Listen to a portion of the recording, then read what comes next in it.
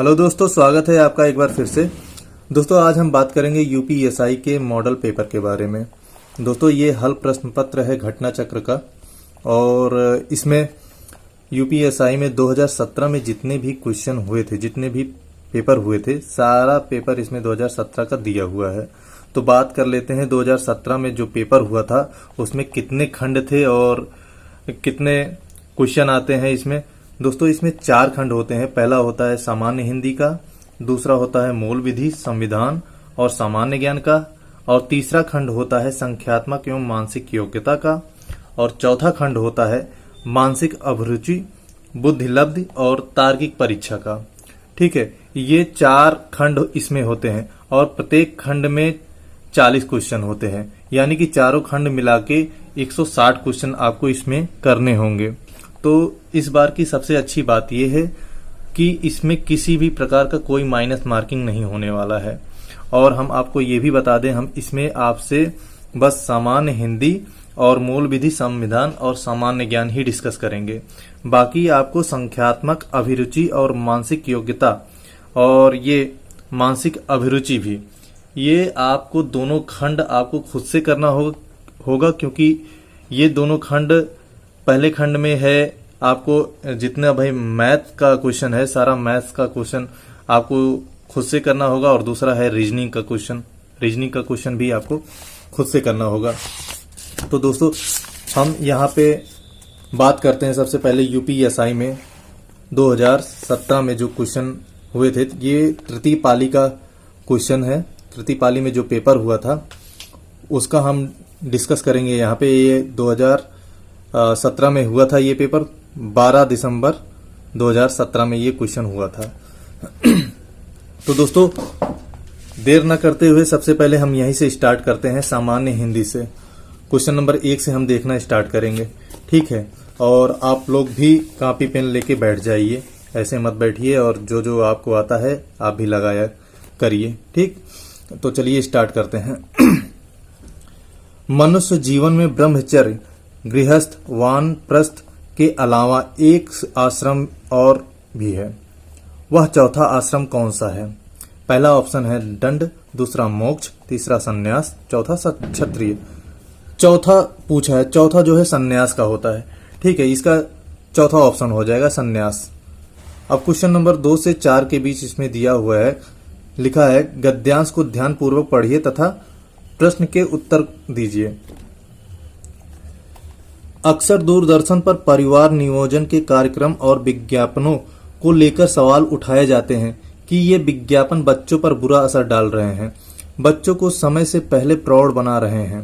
क्या सचमुच इस तरह के विज्ञापन समाज के लिए अहितकर हैं? यह तथ्य सभी एक स्वर में स्वीकारते हैं कि आज बढ़ती आबादी सबसे बड़ा संकट है, परंतु बढ़ती आबादी पर रोक के लिए कौन से कारगर उपाय किए जाएं, यह चिंतन का बिंदु रहा है।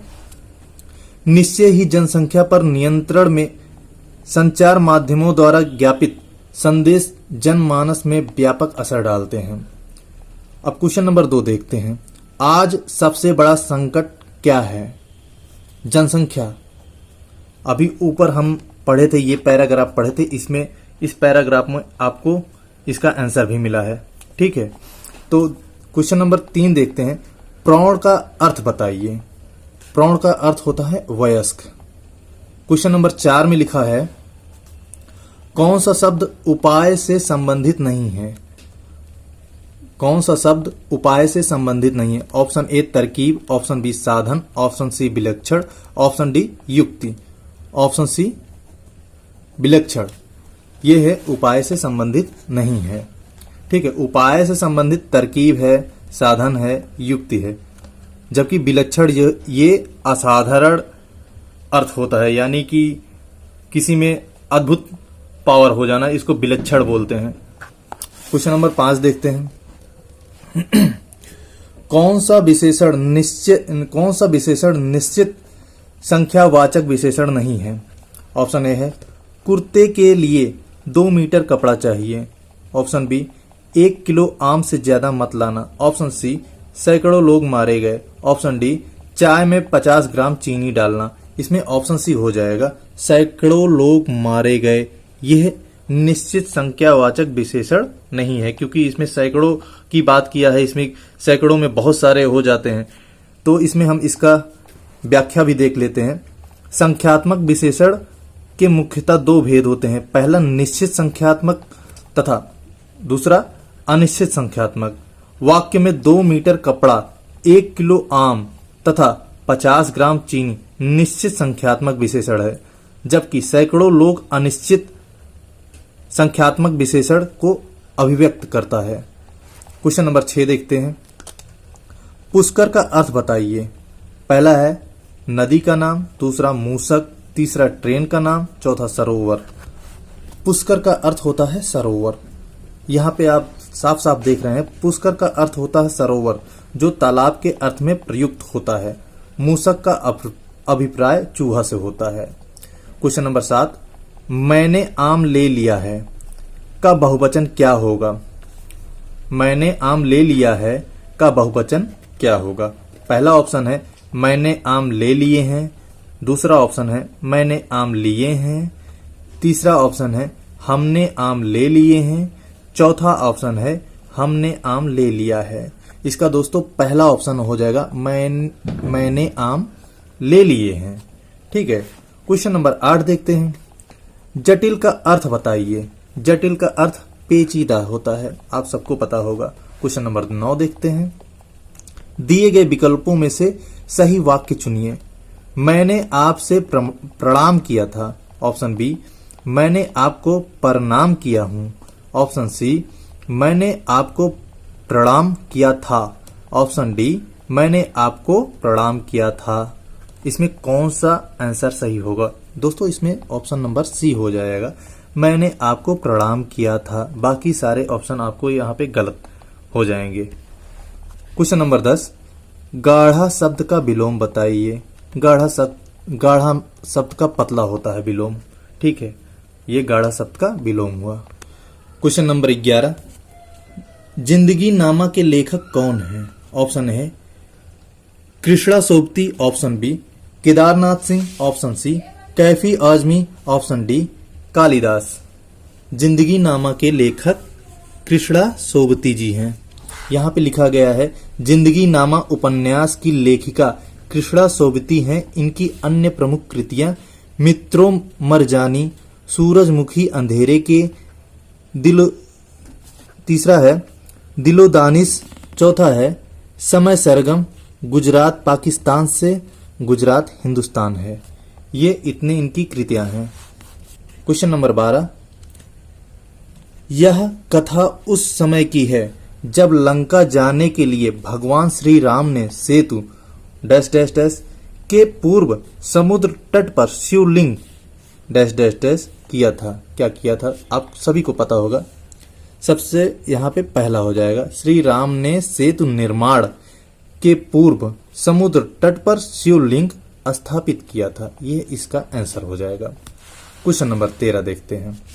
दोस्तों आपको हम एक चीज बता दे रहे हैं, हिंदी बहुत ही सरल आ रहा है। इसमें आप सब लगभग हिंदी कर लेंगे, तो थोड़ा सा ध्यान देने की जरूरत है। बाकी आपको कहीं भी इसमें ज्यादा मेहनत करने की जरूरत नहीं है।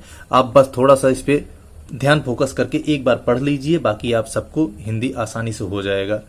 और यहाँ पे मैं आपको इसका क्वेश्चन करवा ही रहा हूँ। बाकी आप लोग ये बुक खरीद लीजिए, सबसे बड़ी बात यह है, जिससे कि आप बहुत सारा इसका जितना इसमें क्वेश्चन आया हुआ है, जितना पेपर आप कर सकें, इसका जितना सेट कर सकें उतना ही अच्छा होगा, क्योंकि आपको ये आगे आने वाला है। तो क्वेश्चन नंबर 13 देखते हैं। मिलजुल मन किसकी रचना है? Option A Nasira Sharma, option B Chitra Mudgal, option C Mamta Kalia, option D Mridula Garg. यहाँ पे दोस्तों ऑप्शन डी हो जाएगा मृदुला गर्ग। ये मिलजुल मन की रचना के लेखक हैं। यहाँ पे लिखा हुआ है मिलजुल मन मृदुला गर्ग द्वारा लिखित 8 उपन्यासों में से एक है। इनके अन्य उपन्यास हैं, ये उपन्यास है दोस्तों, इनके और भी उपन्यास हैं, तो उसको पढ़ लेते हैं। उसके हिस्से की धूप, दूसरा है वंशज, तीसरा चितकोबरा और अनित्य, मैं और मैं, कठ गुलाब और वसु का कुटुंब, ये इनकी रचना है, उपन्यास है। क्वेश्चन नंबर 14 देखते हैं। विकल्पों में स्त्रीलिंग शब्द का चयन करें। पहला राजन, दूसरा अग्रजा, तीसरा छात्र, चौथा सागर। यहाँ पे दोस्तों आपको देखते ही पता लग जाएगा अग्रजा, ठीक, बाकी सब पुल्लिंग है। क्वेश्चन नंबर 15 देखते हैं। दिए गए विकल्पों में से शुद्ध वाक्य पहचानिए। मोरों के पंख सुंदर होता है, दूसरा है मोर के पंख सुंदर होते हैं, तीसरा है मोर का पंख सुंदर होता है, चौथा है मोरों के पंख सुंदर होते हैं। यहाँ पे दोस्तों ऑप्शन बी हो जाएगा, मोर के पंख सुंदर होते हैं, ये इसका शुद्ध वाक्य है। क्वेश्चन नंबर 16 देखते हैं। यहाँ पे भरने के लिए आया है, यहाँ पे हो जाएगा ब्रह्मा विष्णु महेश, ये तीनों शक्तियां जगत का संचालन करती हैं। यहाँ पे ब्रह्मा और विष्णु हो जाएंगे और यहाँ पे शक्तियां हो जाएगी। तो ये क्वेश्चन नंबर 16 है। जैसा कि हम आपको बता रहे थे, यहाँ पे सारे क्वेश्चन हल्के आते हैं। हल्के का मतलब ये नहीं हुआ कि आप पढ़ना ही छोड़ दीजिए, कहने का मतलब आसान क्वेश्चन आता है, बस एक बार ध्यान देने की जरूरत है। तो चलिए क्वेश्चन नंबर 17 की तरफ बढ़ते हैं। क्वेश्चन नंबर 17 है, दिए गए विकल्पों में से सही वाक्य चुनिए। पहला, ललित को 2 बेटियां हैं, बी है कर्म ही जीवन की कसौटी है, तीसरा है डर के मोर चोर दौड़ गया, चौथा है परिवर्तन से ही विकास के चरण आगे बढ़ते हैं। ऑप्शन नंबर डी सही हो जाएगा, परिवर्तन से ही विकास के चरण के आगे बढ़ते हैं। ठीक है, बाकी सब यहाँ पे गलत हो जाएगा क्योंकि इनकी भाषा शैली गलत है। क्वेश्चन नंबर 18 देखते हैं। पीपर पात सरिस मन डोला, पीपर पात उपमा अलंकार का कौन सा अंग है? यहाँ पे हो जाएगा उपमान का। अगला क्वेश्चन देखते हैं, क्वेश्चन नंबर 19। सियार का गुण स्वभाव, रिक्त स्थान है और है, यहाँ पे भरना है। सियार का गुण स्वभाव धूर्तता होता है और चालाकी होता है। ठीक है, ये दोनों सियार के दोनों के गुण स्वभाव हैं। क्वेश्चन नंबर 20 देखते हैं। किंचित तत्सम शब्द का तद्भव शब्द बताइए। किंचित तत्सम शब्द है, इसका तद्भव शब्द होता है कुछ, ये इसका आंसर होगा। क्वेश्चन नंबर 21 देखते हैं। झूठ सच के लेखक कौन हैं? ऑप्शन ए है Yashpal, option B Kabir, option C Vishnu Prabhakar, option D Maithili Sharan Gupt. इसका आंसर हो जाएगा ऑप्शन ए यशपाल जी हैं। यहाँ पे लिखा है झूठ सच नामक उपन्यास के लेखक यशपाल जी हैं। उनकी अन्य प्रमुख कृतियां हैं दिव्या, देशद्रोही, दादा कामरेड, अमिता, मनुष्य के रूप, तेरी मेरी, उसकी बात इत्यादि। ये सारे इनकी प्रमुख रचनाएं हैं। क्वेश्चन नंबर 22 देखते हैं। हिंदी वर्तनी के आधार पर सही वाक्य का चयन कीजिए। पहला, तुम इसका दाम देते जाओ, ऑप्शन बी तुम इसके दाम देते जाओ, ऑप्शन सी तुम इसका दाम देते जाओ, ऑप्शन डी तुम इसके दाम देते जाओ। दोस्तों इसको ध्यान से पढ़ना होगा क्योंकि सारे के सारे एक ही जैसे लगते हैं। इसमें आंसर हो जाएगा बी, तुम इसके दाम देते जाओ। ठीक है, क्वेश्चन नंबर 23 देखते हैं। पायो जी मैंने राम रतन धन पायो, पंत के आधार पर सही अलंकार चुनिए। यहाँ पे ऑप्शन सी हो जाएगा रूपक अलंकार। पायो जी मैंने राम रतन धन पायो में उपमेय को उपमान का रूप मान लिया गया है, अतः यहाँ पर रूपक अलंकार होगा। Question number 24। उपमा अलंकार में उप का अर्थ क्या है? यहाँ पे हो जाएगा समीप। उपमा अलंकार में उप का अर्थ समीप होता है। यहाँ पे आप देख भी सकते हैं, उपमा अलंकार में उप का अर्थ समीप से और मा का अर्थ देखना या तौलना होता है। अतः समान धर्म, गुण, स्वभाव आदि के आधार पर जहाँ एक वस्तु की तुलना दूसरी वस्तु से की जाती है वहां उपमा अलंकार होता है। क्वेश्चन नंबर 25 देखते हैं। काफूर होना मुहावरे का सही अर्थ क्या होगा? यहाँ पे भाग जाना होता है। काफूर होना मीन्स भाग जाना। क्वेश्चन नंबर 26 देखते हैं।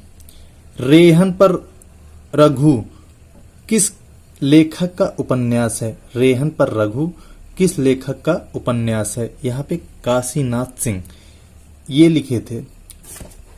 ये इनका ऑप्शन नंबर ए हो जाएगा। यहाँ पे लिखा है रेहन पर रघु नामक उपन्यास के लेखक काशीनाथ सिंह जी हैं। और दोस्तों इसी उपन्यास के लिए इन्हें वर्ष 2011 में साहित्य अकादमी पुरस्कार भी मिला था। इनके द्वारा लिखित अन्य प्रमुख उपन्यास भी हैं। पहला है अपना मोर्चा, दूसरा काशी का 80, तीसरा महुआ चरित और उपसंहार। ये इनकी रचनाएं हैं। अगला क्वेश्चन देखते हैं, क्वेश्चन नंबर 27। लाल पीला होना मुहावरे का सही अर्थ क्या है? यानी कि बहुत क्रोध करना। लाल पीला बोलते हैं ना, लाल पीला मत हो भाई। क्वेश्चन नंबर 28 देखते हैं। विकल्पों में से पुल्लिंग शब्द का चयन कीजिए। दोस्तों स्त्रीलिंग और पुल्लिंग आप जो है एक चाहे घटना चक्र का ले लीजिए या लुसेंट ले लीजिए, उसमें स्त्रीलिंग पुल्लिंग तद्भव तत्सम ये सारा एक बार सरसरी निगाहों से आप देख लीजिए, ये आपको याद हो जाएगा। इसमें देख लेते हैं पुल्लिंग शब्द, पहले ऑप्शन देख लेते हैं कौन कौन सा ऑप्शन है। तेजस्वी, तपस्विनी, हंसनी, परोपकारिणी। यहाँ पे दोस्तों सबसे पहला ही ऑप्शन होगा, पता ही चल जा रहा है, तेजस्वी ही पुल्लिंग शब्द होगा, बाकी सब स्त्रीलिंग है। क्वेश्चन नंबर 29 देखते हैं। वह काम बहुत ढंग से करते हैं, वाक्य का काल पहचानिए। यहाँ पे पहला है सामान्य वर्तमान काल, सामान्य भूतकाल, सामान्य भविष्य काल, संभाव्य भविष्य काल। वह काम बहुत ढंग से करते हैं। दोस्तों यहाँ पे सामान्य वर्तमान काल हो जाएगा, बताने की जरूरत नहीं है। क्वेश्चन नंबर 30 देखते हैं। सुप्त का विरुद्धार्थी शब्द बताइए। पहला है घालक, दूसरा पौरसत्य, तीसरा गर्मी, चौथा जागृत। यहाँ पे दोस्तों चार के चारों ऑप्शन नहीं होंगे। यहाँ पे सुप्त का विरुद्धार्थी शब्द जागृत होगा, ना कि जागृत। यहाँ पे गलत लिखा हुआ दोस्तों, ये होगा जागृत होगा। जागृत शब्द अशुद्ध है, इसलिए यहाँ पे कोई भी विकल्प सही नहीं होगा। क्वेश्चन नंबर 31 देखते हैं। विज्ञान और प्रौद्योगिकी के क्षेत्र में भारत की प्राचीन काल की, यहाँ पे भरना है, से लेकर इस शताब्दी में प्राप्त महान सफलताओं की एक लंबी और, फिर भरना है, परंपरा रही है। रिक्त स्थानों में उचित शब्द भरिए। यहाँ पे हम फिर से पढ़ दे रहे हैं। विज्ञान और प्रौद्योगिकी के क्षेत्र में भारत की प्राचीन काल की, ऑप्शन नंबर बी हो जाएगा, प्राचीन काल की उपलब्धियों से लेकर इसी शताब्दी में प्राप्त महान सफलताओं की एक लंबी और अनूठी परंपरा रही है। ये इसका आंसर हो जाएगा। दोस्तों ये मैं आपको बता रहा हूं, बाकी आपको एक क्वेश्चन कम से कम 20-30 सेकंड में करना होगा। ये पढ़ाने के लिए पूरा बता रहा हूं, इसलिए थोड़ा सा इसमें लंबा हो जा रहा है। क्वेश्चन नंबर 32 देखते हैं। लोक में प्रचलित उक्ति जिसका मूल अर्थ बना रहता है और स्वतंत्र रूप से उसका प्रयोग भी किया जाता है, दिए गए विकल्पों में से सही शब्द का चुनिए। पहला है लोकोक्ति, दूसरा मुहावरा, तीसरा विशेषण, चौथा सर्वनाम। पहला ही ऑप्शन होगा इसमें, लोकोक्ति। यहाँ पे आप देख लीजिए, लोक में प्रचलित उक्ति जिसका मूल अर्थ बना रहता है और स्वतंत्र रूप से उसका प्रयोग भी किया जाता है, लोकोक्ति होती है। जबकि मुहावरा वाक्यांश होता है, उसका क्रिया रूप लिंग वचन कारक के अनुसार बदल जाता है। मुहावरे में माध्यम की आवश्यकता होती है, स्वतंत्र प्रयोग नहीं किया जा सकता मुहावरा। ये लोकोक्ति और मुहावरे में अंतर होता है। Question number 33। अध्यापिकाएं इस शब्द के वचन के आधार पर निम्नलिखित विकल्पों में से सही संधि विच्छेद का चयन करें। अध्यापिकाएं, पहला है अध्यापिका धन इकाएं, दूसरा है अध्यापिका धन ए, तीसरा है अध्यापिका धन ए और चौथा है अध्यापिका धन ए। यहाँ पे तीसरा ऑप्शन हो जाएगा अध्यापिका धन ए। ठीक है, ये आपको बस एक बार रटने की जरूरत है, बाकी आप लोग इसमें माहिर ही हैं क्योंकि एक बार पढ़ने की ही जरूरत है। अगला क्वेश्चन देखते हैं, क्वेश्चन नंबर 34। दिए गए विकल्पों में सही वाक्यांश चुनिए। पहला, 3 नगरों का नाम बताइए। ऑप्शन बी, 3 नगर के नाम बताइए। ऑप्शन सी, 3 नगरों के नाम बताइए। ऑप्शन डी, 3 नगर का नाम बताइए। यहाँ पर ऑप्शन सी हो जाएगा, 3 नगरों के नाम बताइए। यहाँ पर ऑप्शन ए थोड़ा सा इसमें चेंज है, 3 नगरों का नाम बताइए, और यहाँ पे होगा के, का की जगह के हो जाएगा। ठीक है, क्वेश्चन नंबर 35 देखते हैं। मुक्तिबोध के लिए जैनेन्द्र कुमार को किस पुरस्कार से सम्मानित किया गया था? यहाँ पे साहित्य अकादमी पुरस्कार के लिए मुक्तिबोध के लिए जैनेन्द्र कुमार को पुरस्कार मिला था। और ये कब मिला था? 1966 में मिला था, सम्मानित किया गया था। और जैनेन्द्र कुमार की और भी उपन्यास है, परख, सुनीता, त्यागपत्र, कल्याणी, विवर्त, सुखदा, व्यतीत और जयवर्धन, ये इनकी अन्य रचनाएं हैं। क्वेश्चन नंबर 36, किस वाक्य में प्रविशेषण नहीं है? पहला है मुझे तो थोड़ी ही भूख है। ऑप्शन नंबर बी, अरे बहुत ही सुंदर फूल है। तीसरा, आजकल संतरे कुछ ज्यादा खट्टे हैं। ऑप्शन डी, बच्चे समझदार हो गए हैं। इसका आंसर हो जाएगा ऑप्शन डी, बच्चे समझदार हो गए हैं। प्रविशेषण इसमें ये नहीं है, बच्चे समझदार हो गए हैं। यहाँ पे लिखा है जो शब्द किसी विशेषण की विशेषता बताएं उसे प्रविशेषण कहते हैं। विकल्प ए में भूख और थोड़ी ही प्रविशेषण है। इसी प्रकार विकल्प बी में सुंदर विशेषण है और सी में खट्टे विशेषण हैं, लेकिन डी में बच्चे समझदार हो गए हैं, कोई भी प्रविशेषण नहीं है। क्वेश्चन नंबर 37 देखते हैं। निरंतर प्रयास, यहाँ पे हो जाएगा प्रयास। निरंतर प्रयास करने से कामयाबी जरूर हासिल होती है, ये इसका आंसर हो जाएगा। इसमें पूछा है रिक्त स्थान भरिए, यहाँ पे ऑप्शन नंबर डी हो जाएगा। क्वेश्चन नंबर 38 देखते हैं। बोध शब्द का समानार्थी शब्द कौन सा है? यहाँ पे अनुभूति। बोध, हमको बोध हो गया यानी कि अनुभूति हो गया, हमको पता लग गया, ज्ञान हो गया। ठीक है, ज्ञान यहाँ पे लिखा हुआ है बोध, बोध लिखा है इसमें। बोध बुद्धि की तीव्रता से ज्ञानेंद्रियों द्वारा प्राप्त होने वाला आंतरिक ज्ञान है, अतः बोध शब्द समानार्थी शब्द के अनुभूति है। ये क्वेश्चन नंबर 38 है। क्वेश्चन नंबर 39, काली घटा का घमंड घटा। पंक्ति में कौन से अलंकार का प्रयोग किया गया है? यहाँ पे यमक अलंकार का प्रयोग किया गया है। यहाँ पे लिखा है जब काव्य में एक शब्द की आवृत्ति 2 या 2 से अधिक बार होती है परंतु उसके अर्थ अलग अलग होते हैं, वहां यमक अलंकार होता है। प्रस्तुत वाक्यांश काली घटा का घमंड घटा में घटा शब्द का 2 बार प्रयोग हुआ है। पहली घटा का अर्थ होता है मेघमाला और दूसरी घटा का अर्थ होता है कम होने से। ठीक है, क्वेश्चन नंबर 40 देखते हैं। थोथा चना बाजे घना, मुहावरे का अर्थ का चयन कीजिए। यहाँ पे पहला ही ऑप्शन हो जाएगा, दिखावा बहुत करना परंतु सार ना हो पाना। ठीक है, ये इसका पहला आंसर हो जाएगा। अब बात करते हैं मूल विधि, संविधान और सामान्य ज्ञान की। अब चलिए यहाँ से पहला क्वेश्चन हम स्टार्ट करते हैं। पहला क्वेश्चन है, गरीबी रेखा से नीचे के लोगों का अनुपात लोगों की संख्या के अनुपात द्वारा अनुमानित किया जाता है। ये इसका आंसर है पहला।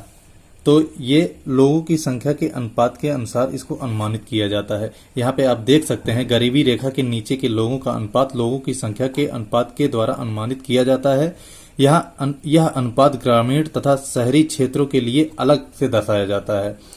रंगराजन पद्धति में वर्ष 2011-12 में प्रतिमाह प्रति व्यक्ति उपयोग पर अखिल भारतीय ग्रामीण स्तर पर 972 रुपए एवं अखिल भारतीय शहरी स्तर पर 1407 रुपए से कम व्यय करने वाला व्यक्ति गरीब माना जाता है। ये इसका कहना है।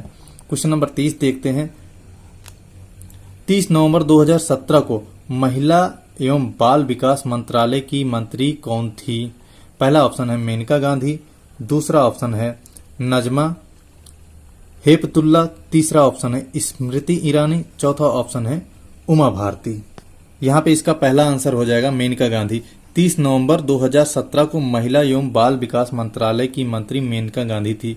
वर्तमान में महिला एवं बाल विकास की मंत्री स्मृति ईरानी जी हैं। ये आप याद रखिएगा, ये करंट अफेयर में भी आ सकता है। क्वेश्चन नंबर 3 देखते हैं। वर्ष 1919 में किनकी गिरफ्तारी पर लोग जलियांवाला बाग में इकट्ठा हुए थे?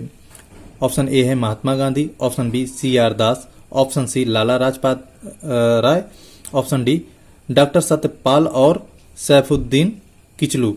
ये ऑप्शन डी हो जाएगा दोस्तों। डॉक्टर सत्यपाल और सैफुद्दीन किचलू के गिरफ्तारी की वजह से यहाँ पे 1919 में जलियांवाला बाग में इकट्ठा हुए थे। यहाँ पे ये भी लिखा हुआ है, पंजाब के दो लोकप्रिय नेता डॉक्टर सैफुद्दीन किचलू और डॉक्टर सत्यपाल की गिरफ्तारी और ब्रिटिश दमन का विरोध करने के लिए 13 अप्रैल 1919 को बैसाखी के दिन अमृतसर के जलियांवाला बाग में एक सार्वजनिक सभा बुलाई गई थी, जहां जनरल रेगनैल्ड एडवर्ड हैरी डायर ने निहत्ती भीड़ पर गोलियां चलवाकर लगभग 1000 लोगों की हत्या करवाई थी। यही जलियांवाला बाग हत्याकांड हुआ था। क्वेश्चन नंबर 4 देखते हैं। किस वर्ष भारतीय वन सेना की स्थापना हुई थी? यहाँ पे दोस्तों 1966 में भारतीय वन सेना की स्थापना हुई थी। यहाँ पे लिखा है भारतीय वन सेना की स्थापना अखिल भारतीय सेवा अधिनियम 1951 के अंतर्गत वन सेवा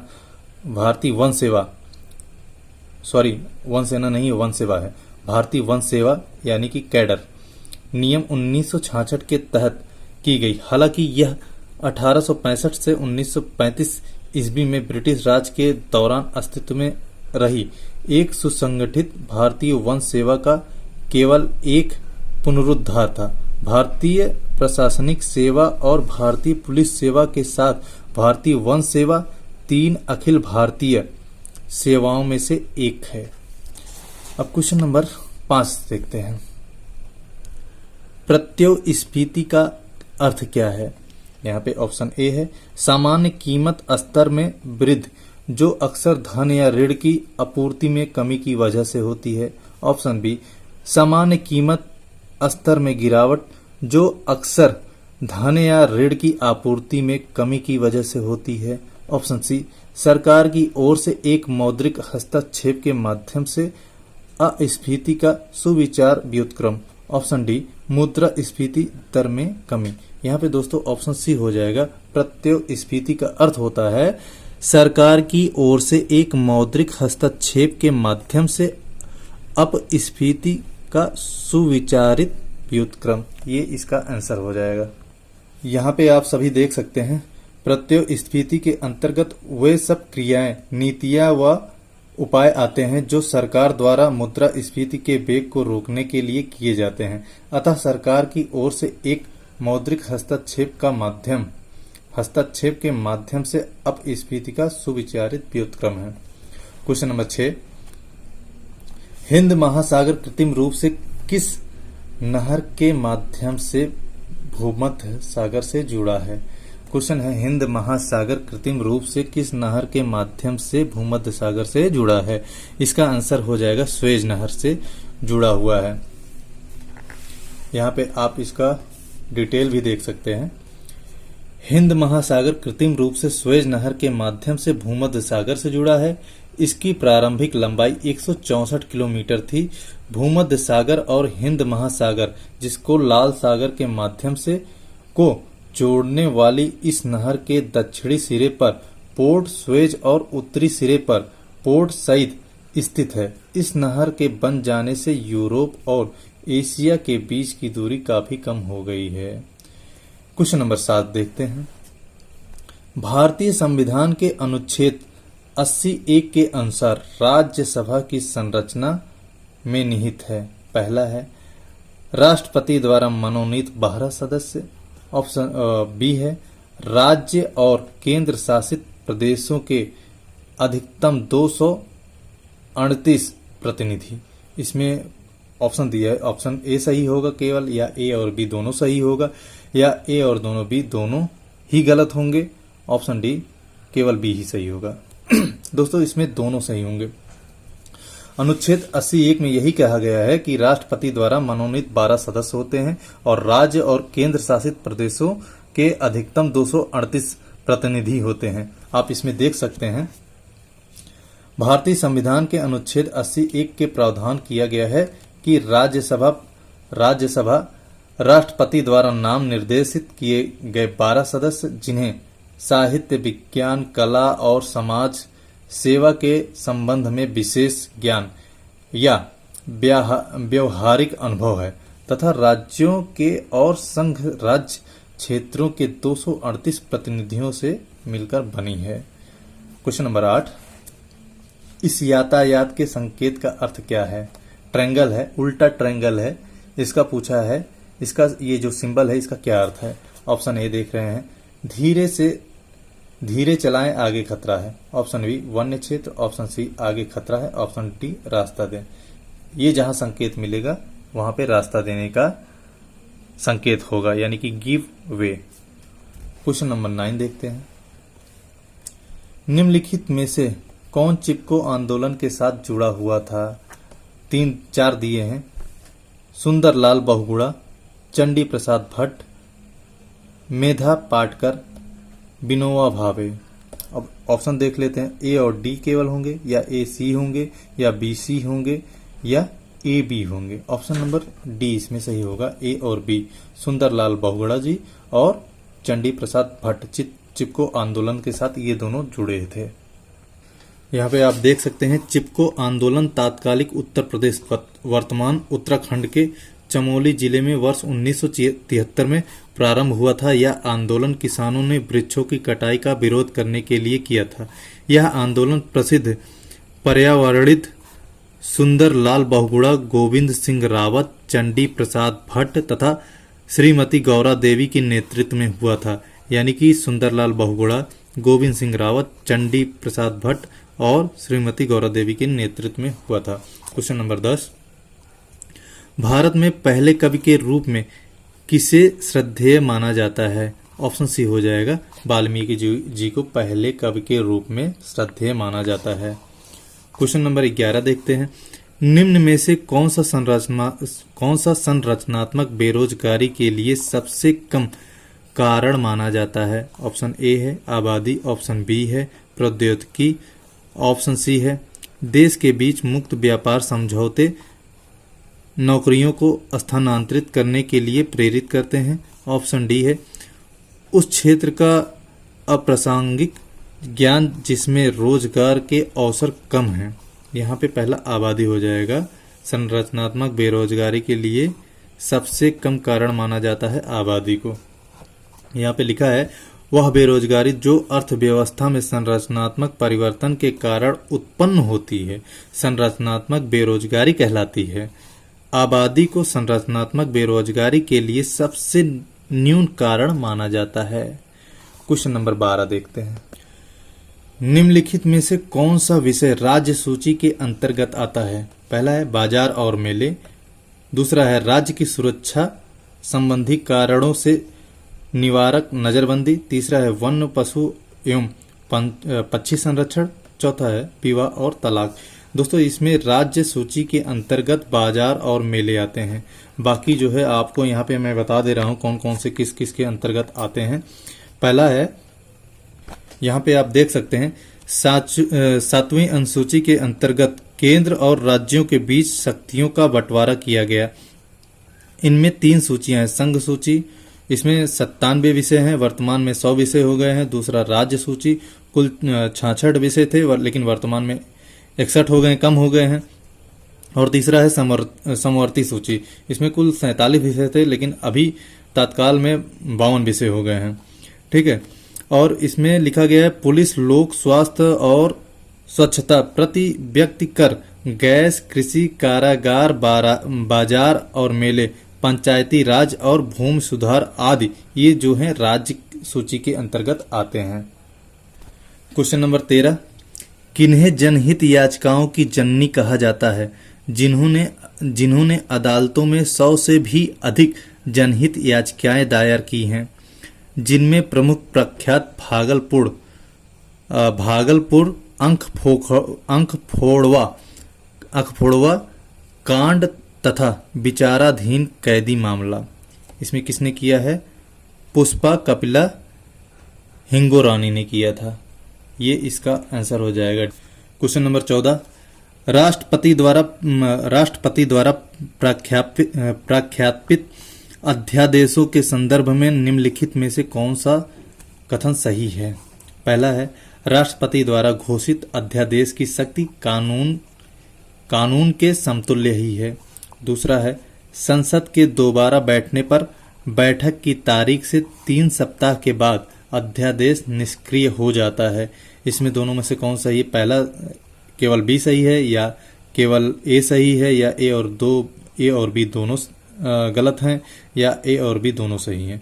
दोस्तों इसमें केवल ए सही है। राष्ट्रपति द्वारा घोषित अध्यादेश की शक्ति कानून के समतुल्य ही होता है। ठीक है, यहाँ पे आप देख सकते हैं भारतीय संविधान के अनुच्छेद 123 के अंतर्गत भारत के राष्ट्रपति को अध्यादेश जारी करने की शक्ति प्राप्त है। इसे संसद के दोनों सदनों या किसी एक सदन के सत्र में न होने के दौरान जारी किया जा सकता है। इसका प्रभाव संसद द्वारा निर्मित कानून के समान होता है। राष्ट्रपति किसी भी समय किसी अध्यादेश को वापस ले सकता है। राष्ट्रपति द्वारा जारी अध्यादेश को संसद के सत्र शुरू होने के 6 सप्ताह के अंदर अनुमोदित होना चाहिए। ये इसका डिटेल में दिया हुआ है। क्वेश्चन नंबर 15 देखते हैं। भूमि अधिग्रहण, पुनर्वास और पुनर्स्थापन अधिनियम 2013 के संदर्भ में निम्नलिखित में से कौन सा मंतव्य सही है? पहला है, निजी कंपनियों अथवा सार्वजनिक निजी भागीदारी फर्मों द्वारा भूमि अधिग्रहण के मामले में 90% विस्थापित लोगों की सहमति आवश्यक है। बी है, अगर निजी कंपनियां भूमि का बड़ा हिस्सा खरीदती है तो इसके लिए पुनर्वास और पुनर्स्थापन का प्रावधान होना आवश्यक है। इसमें कौन सा सही है? केवल बी सही है। ठीक है, इसमें लिखा है अगर निजी कंपनियां भूमि का बड़ा हिस्सा खरीदती हैं तो इसके लिए पुनर्वास और पुनर्स्थापन का प्रावधान होना आवश्यक है। ये दोस्तों इसका आंसर होगा, आप इसको ध्यान से पढ़िएगा। क्वेश्चन नंबर 16 देखते हैं। निम्नलिखित स्रोतों में से किसके माध्यम से पौधे हाइड्रोजन प्राप्त करते हैं? पहला है वायु, दूसरा है धूप, तीसरा है मृदा जल, चौथा है मृदा। तीसरा ऑप्शन होगा मृदा जल। मृदा जल के माध्यम से पौधे हाइड्रोजन प्राप्त करते हैं। क्वेश्चन नंबर 17, राज्य के नीति निदेशक सिद्धांत संविधान में अध्याय 4 के किसमें निहित है? यहाँ पे ऑप्शन नंबर सी हो जाएगा। अनुच्छेद 36 से अनुच्छेद 51 के बीच राज्य के नीति निदेशक सिद्धांत यहाँ पे अध्याय 4 में स्थित है। ठीक है, 36 से 51 के बीच में स्थित है। क्वेश्चन नंबर 18 देखते हैं। निम्नलिखित में से कौन सा एक ऐसा कर है जिसकी वसूली सिर्फ राज्य कर सकता है? यहाँ पे भूमि राजस्व कर ही एक ऐसा कर है जिसकी वसूली सिर्फ और सिर्फ राज्य कर सकता है। क्वेश्चन नंबर 19 देखते हैं। राष्ट्रपति के विरुद्ध महाभियोग के संदर्भ में निम्नलिखित में से कौन सा सही है? पहला ए दिया है, दोनों सदनों के सदस्य बहस में हिस्सा लेते हैं परंतु केवल राज्यसभा के सदस्यों को मत देने का अधिकार है। बी है, राष्ट्रपति के विरुद्ध महाभियोग तभी लाया जा सकता है जब वे राष्ट्रपति पद के लिए अयोग्य सिद्ध हो जाएं या फिर वित्तीय अनियमितता में लिप्त पाए जाएं। अब इसमें दोनों में से कौन सा सही है? यहाँ पे दोनों ही गलत हैं। दोनों ही यहाँ पे गलत हैं। यहाँ पे हम आपको इसका डिटेल बता रहे हैं। यहाँ पे लिखा हुआ है, महाभियोग प्रक्रिया का वर्णन अनुच्छेद 61 में किया जाता है। राष्ट्रपति पे दोस्तों महाभियोग अनुच्छेद 61 के तहत लगाया जाता है और यहाँ पे अनुच्छेद 61 के 1 के अनुसार राष्ट्रपति पर महाभियोग का आरोप संसद का कोई सदन उस सदन की कुल सदस्य संख्या के कम से कम 2/3 बहुमत द्वारा एक ऐसा संकल्प पारित कर लगाया जाएगा और अनुच्छेद 61(3) के अनुसार दूसरा सदन उस पर उस आरोप का अन्वेषण करेगा, यानी कि इन्वेस्टिगेशन करेगा या करवाएगा, और ऐसे अन्वेषण में राष्ट्रपति को स्वयं उपस्थित होने अथवा अपना प्रतिनिधित्व कराने का अधिकार होगा।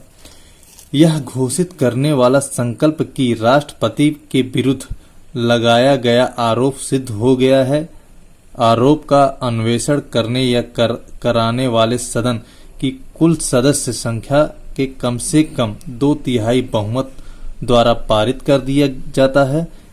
तो ऐसे संकल्प का प्रभाव उसके इस प्रकार पारित किए जाने की तारीख से राष्ट्रपति को उसके पद से हटना होगा। इस प्रकार दोनों बहस में हिस्सा एवं मतदान का अधिकार रखते हैं। राष्ट्रपति के विरुद्ध महाभियोग एक मात्र आधार संविधान का उल्लंघन पर लगाया जाएगा। दोस्तों, अभी तक अपने हिस्ट्री में कभी भी किसी भी राष्ट्रपति पे महाभियोग नहीं लगा हुआ है। अगर कोई राष्ट्रपति ऐसा करता है तो उसके लिए ऐसा ऐसा प्रावधान होगा, ऐसी ऐसी प्रोसेस से उसको गुजरना होगा। क्वेश्चन नंबर 20 देखते हैं। 9 दिसंबर 1946 को नई दिल्ली में संविधान सभा की पहली बैठक संविधान सभा गृह में हुई, जिसे अब क्या कहा जाता है? अब उसको संसद भवन का केंद्रीय कक्ष कहा जाता है। दोस्तों, ये इसका आंसर होगा।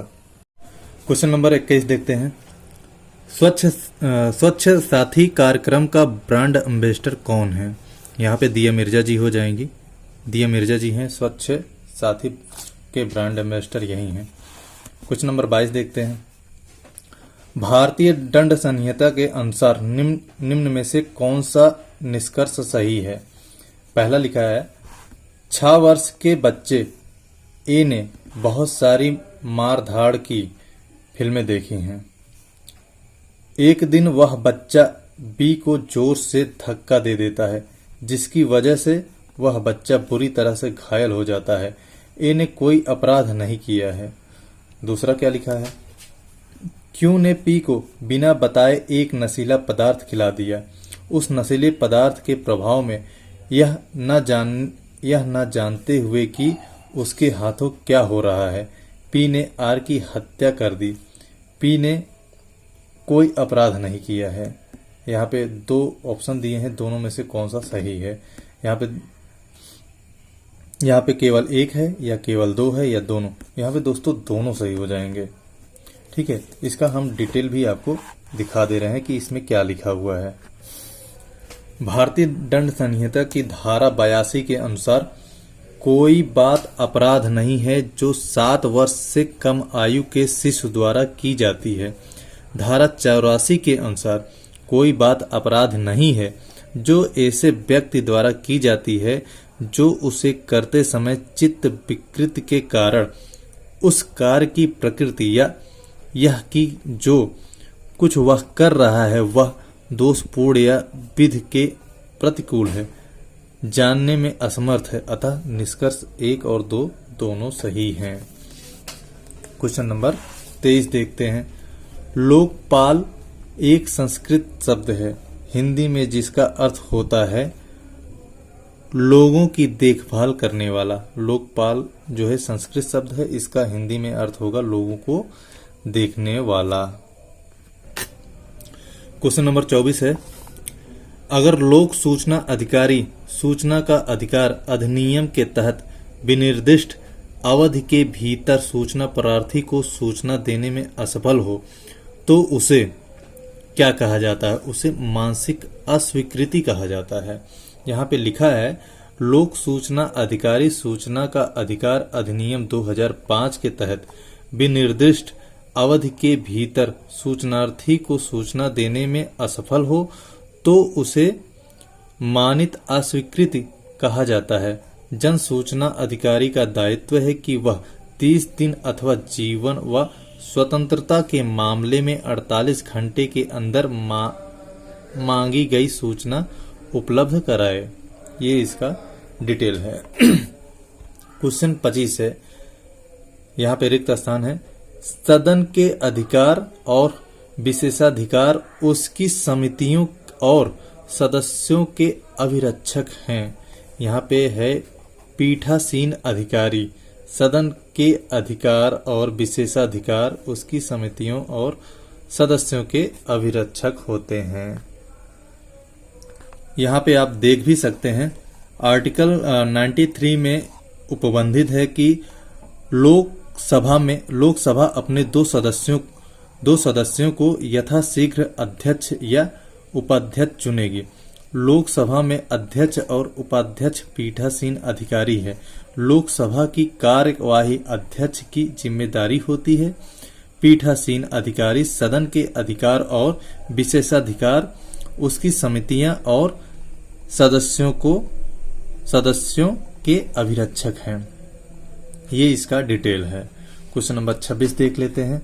दोस्तों, सबसे बड़ी बात ये होती है कि आप क्वेश्चन को कैसे कर रहे हैं, कितना सही तरीके से कर रहे हैं, कितना जल्दी कर रहे हैं।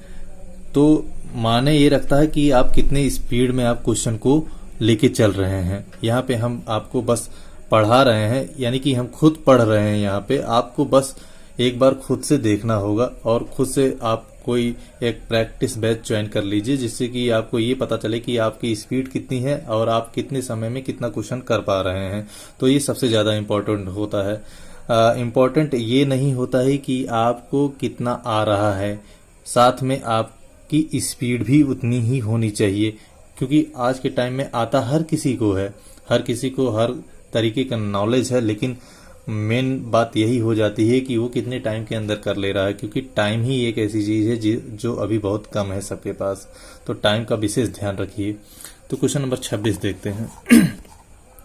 30 नवंबर 2017 को अल्पसंख्यक कार्य मंत्रालय के केंद्रीय मंत्री कौन थे? 30 नवंबर 2017 को अल्पसंख्यक कार्य मंत्रालय के केंद्रीय मंत्री कौन थे? यहाँ पे मुख्तार अब्बास नकवी जी थे। 30 नवंबर 2017 को अल्पसंख्यक कार्य मंत्रालय के केंद्रीय मंत्री मुख्तार अब्बास नकवी थे। और वर्तमान में भी अल्पसंख्यक कार्य मंत्रालय के मंत्री जो है वही है, मुख्तार अब्बास अंसारी जी हैं, मुख्तार अब्बास नकवी जी हैं। ठीक है। अब क्वेश्चन नंबर 27 देखते हैं। निम्नलिखित रेगिस्तानियों में से हिमालय पर्वत श्रृंखला से निर्मित वह कौन सा वर्षा छाया रेगिस्तान है जो हिंद महासागर से वर्षा ले जा रहे बादलों को अवरुद्ध करता है? यहाँ पे पहला हो जाएगा गोबी रेगिस्तान। यही गोबी रेगिस्तान है जो हिंद महासागर को वर्षा ले जा रहे बादलों को अवरुद्ध यानी कि रुकावट डालता है उस पे। यहाँ पे लिखा हुआ है गोबी रेगिस्तान हिमालय पर्वत श्रृंखला से निर्मित वर्षा छाया रेगिस्तान है जो हिंद महासागर से वर्षा ले जा रहे बादलों को अवरुद्ध करता है। ये इसका डिटेल है। क्वेश्चन नंबर 28 है। संविधान के किस अनुच्छेद का अर्थ यह भी है कि भारतीय नागरिक अथवा दूसरे किसी भी व्यक्ति के साथ भिन्न भिन्न परिस्थितियों में भिन्न भिन्न तरीके से बर्ताव किया जाएगा? ऑप्शन ए अनुच्छेद 16 लोक नियोजन के विषय में अवसर की समता। ऑप्शन बी अनुच्छेद 14 विधि के समक्ष समता। ऑप्शन सी अनुच्छेद 15 सामाजिक एकता। ऑप्शन डी अनुच्छेद 18 उपाधियों का अंत। यहाँ पे दोस्तों ऑप्शन बी हो जाएगा अनुच्छेद 14 विधि के समक्ष समता। यहाँ पे आप देख भी सकते हैं आर्टिकल 14 विधि के समक्ष समता एक जैसे व्यवहार की गारंटी देता है, न कि समरूप व्यवहार की। समता की धारणा युक्ति संगत विभेद की अनुमति देती है। युक्ति संगत आधारों पर नागरिकों के किसी विशिष्ट समूह को विशेष लाभ, अधिकार या संरक्षण दिया जाना अनुच्छेद 14 की परिकल्पना में शामिल है। अतः अनुच्छेद 14 के अंतर्गत भारतीय नागरिक अथवा दूसरे किसी भी व्यक्ति के साथ भिन्न भिन्न परिस्थितियों में भिन्न भिन्न तरीके से बर्ताव किया जाएगा। ये है क्वेश्चन नंबर 28। अब बढ़ते हैं क्वेश्चन नंबर 29 की तरफ 29 की तरफ। प्रथम राज्यसभा का गठन किस वर्ष हुआ था? ऑप्शन ए है 1947, option B 1952, option C 1949, option D 1950। यहाँ पे ऑप्शन बी हो जाएगा 1952 में प्रथम राज्यसभा का गठन हुआ था। यहाँ पे आप देख सकते हैं, राज्यसभा एक अस्थायी सदन है। इसके सदस्यों की संख्या 250 से अधिक नहीं हो सकती है। इसका विघटन नहीं होता, बल्कि इसके 1/3 सदस्य प्रत्येक 2 वर्ष पर सेवानिवृत्त हो जाते हैं। सर्वप्रथम इसका गठन 3 अप्रैल 1952 को हुआ था। इसकी पहली बैठक 13 मई 1952 को हुई थी। ये दोनों दोस्तों पूछ सकता है। क्वेश्चन नंबर 30 देखते हैं। भारतीय सेना द्वारा आजाद कराने से पहले गोवा एक क्या था? पुर्तगाली प्रदेश था। गोवा पुर्तगाली प्रदेश था। सबसे लास्ट में पुर्तगाली ही छोड़ के भारत को गए थे। सबसे पहले आए थे, सबसे बाद में छोड़ के गए थे ये।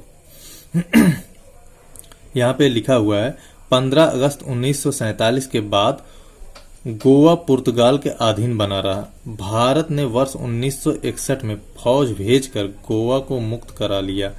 इसके लिए भारत द्वारा ऑपरेशन विजय चलाया गया था। यहाँ पे अगर पूछेगा भारत गोवा को मुक्त कराया था, कौन सा ऑपरेशन चला था? ऑपरेशन विजय। और कब मुक्त हुआ था? 1961 में मुक्त हुआ था। और भारत ने कैसे मुक्त कराया था? फौज भेज के। और ऑपरेशन कौन सा चला था? ऑपरेशन विजय चलाया गया था। क्वेश्चन नंबर 31 देखते हैं।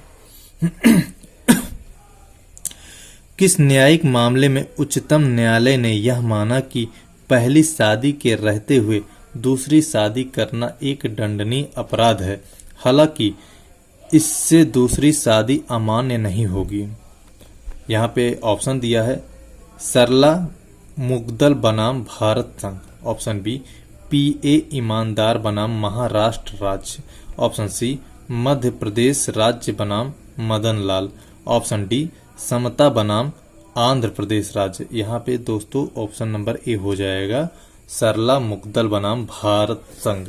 यहाँ पे आप डिटेल भी देख सकते हैं कि यहाँ पे क्या लिखा हुआ है। डिटेल में लिखा हुआ है उच्चतम न्यायालय ने सरला मुग्दल बनाम भारत संघ के वाद में यह माना कि पहली शादी के रहते हुए दूसरी शादी करना एक दंडनीय अपराध है, हालांकि इससे दूसरी शादी अमान्य नहीं होगी।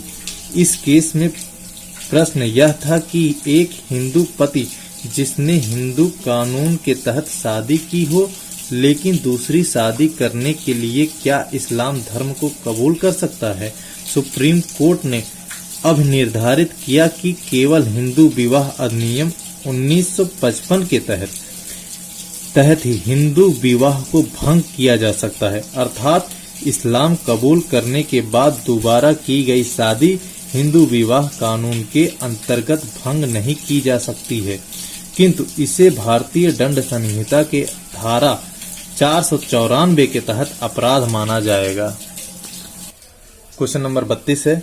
विभिन्न बाजारों में कीमतों या प्रतिलाभ में अंतर से लाभ लेने को क्या कहा जाता है? यहाँ पे अंतरपरण, इसको अंतरपरण कहा जाता है। यहाँ पे लिखा है किसी प्रतिभूत वस्तु या विदेशी विनिमय को सस्ते बाजार में खरीदना और तेज बाजार में बेचना अंतरपरण कहलाता है।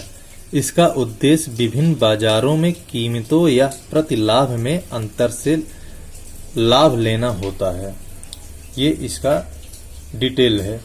अब क्वेश्चन नंबर 34 देख लेते हैं। चींटियों से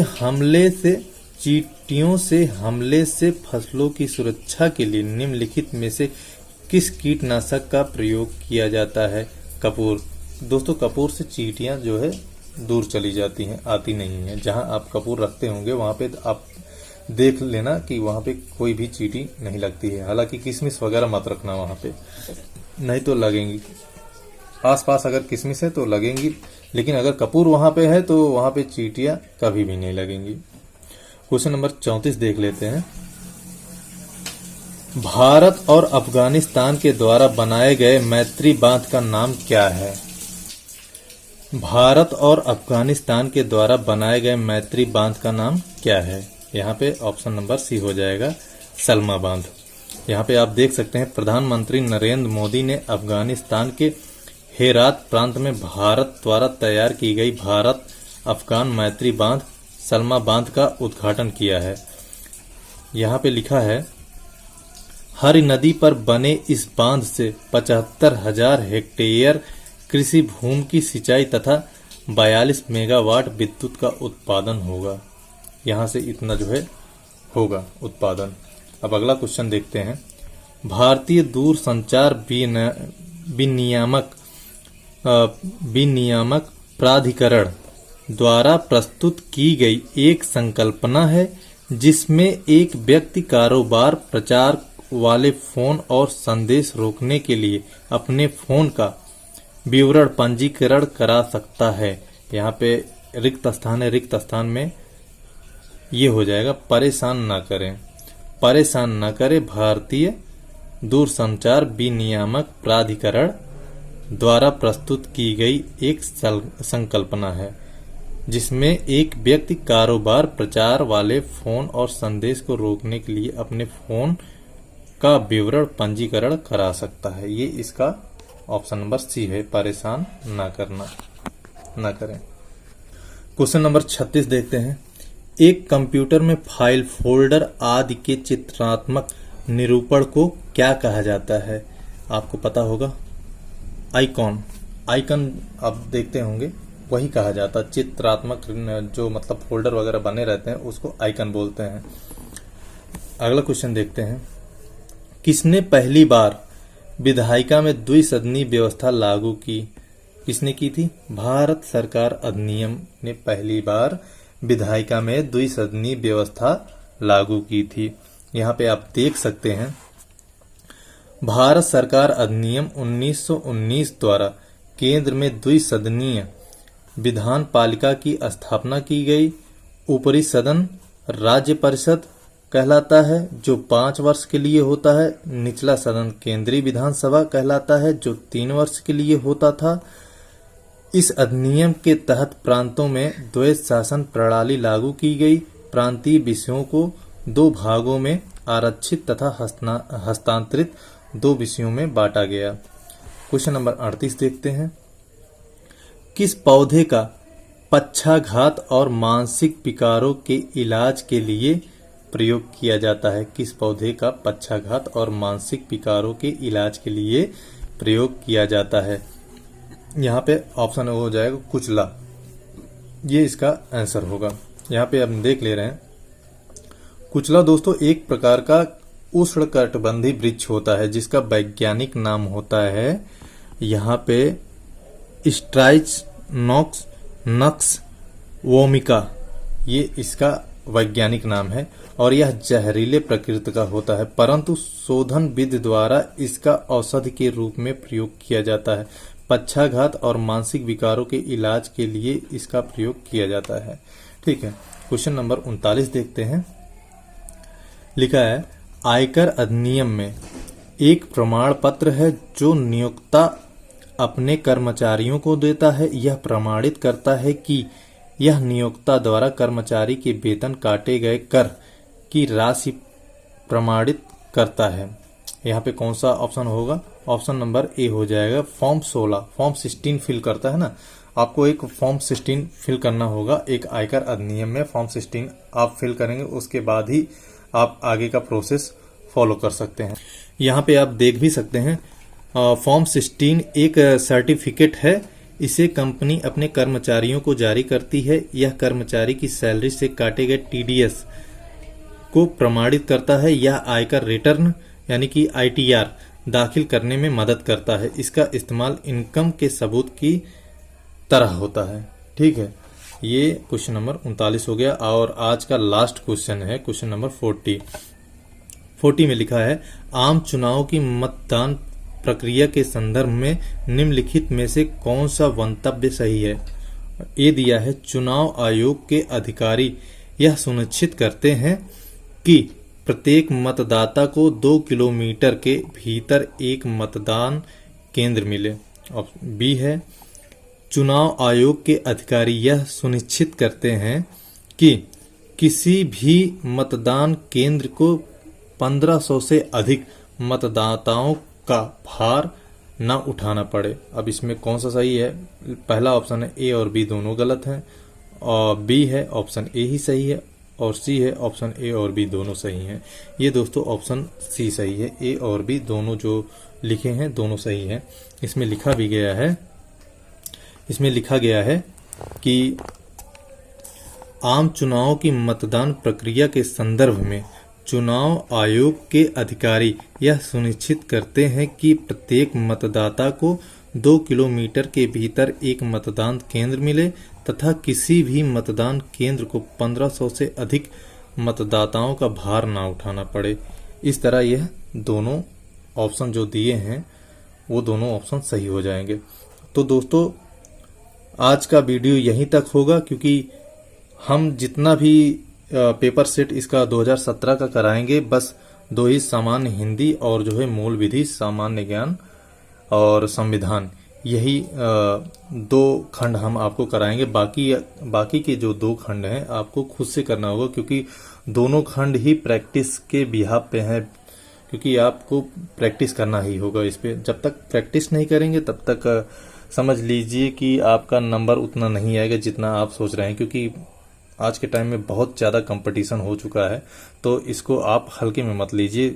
और मैं इसका पूरा जो आज मैं पढ़ाया हुआ हूँ इसका पूरा PDF आपको डिस्क्रिप्शन में लिंक में आपको प्रोवाइड कर दूंगा। जितना पढ़ाया हुआ हूँ और जितना ये मैथ्स और रीजनिंग का है ये भी दोनों मैं आपको दे दूंगा इसी में अटैच करके। ठीक है, तो आज के लिए दोस्तों बस इतना ही। और अगर आपको वीडियो पसंद आया हो तो वीडियो को लाइक और शेयर जरूर कर देना। अगर चैनल पे नए हैं तो दोस्तों चैनल को सब्सक्राइब जरूर कर देना, क्योंकि बोलते बोलते थोड़ा सा गले में प्रॉब्लम होने लगता है। क्या करें, तैयारी करनी ही है, सबको करवानी भी है, तो लग जाइए एक बार, जिससे कि इस बार घर वालों का सर गर्व से ऊंचा हो जाए। तो चलिए दोस्तों मिलते हैं अगले वीडियो में, तब तक के लिए धन्यवाद और ऐसे ही पढ़ाई करते रहिए।